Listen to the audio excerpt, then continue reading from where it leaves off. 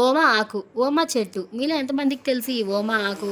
చాలా మందికి తెలిసే ఉంటుంది. ఇంకా దీనిలో వచ్చిన యూజెస్ ఏంటంటే, ఈ ఓమ ఆకుతో బజ్జీలు కూడా వేసుకుంటారు. అదేనండి మనం మిర్చి బజ్జీలు ఎలా వేసుకుంటామో, అలాగే ఈ ఆకుతో కూడా బజ్జీలేసుకుంటారు. ఇంకా కొన్ని యూజెస్ ఏంటంటే, ఈ ఆకుని తీసుకొని కొంచెం మెత్తగా స్మాష్ చేస్తే దానిలో కొంచెం జ్యూస్ లాగా వస్తుంది. ఆ జ్యూస్‌ని ఒక 2, 3 డ్రాప్స్ మన పిల్లలకి బాగా దగ్గొచ్చినప్పుడు గొంతులో పోస్తే దగ్గు వెంటనే రిలీఫ్ వస్తుంది. మీకు తెలుసా? తెలిస్తే తప్పకుండా ట్రై చేయండి. దగ్గు వెంటనే రిలీఫ్ వస్తుంది. ఇంకా తమలపాకు. ఈ తమలపాకులో కూడా చాలానే యూజెస్ ఉన్నాయి. ఏంటంటే తమలపాకుని మనం ఇంట్లో ఏ పూజ చేసుకున్నా, ఏ వ్రతాలు చేసుకున్నా, ముఖ్యంగా తాంబూలం ఇవ్వడానికి చాలా విధాలుగా యూజెస్ చేసుకుంటా ఉంటాం ఈ తమలపాకుని. ఇంకా మరికొన్ని యూజెస్ ఏంటంటే ఈ తమలపాకుతో మనం బజ్జీలు కూడా వేసుకోవచ్చు. మీకు తెలుసా? ఒకసారి ట్రై చేయండి, చాలా బావుంటాయి.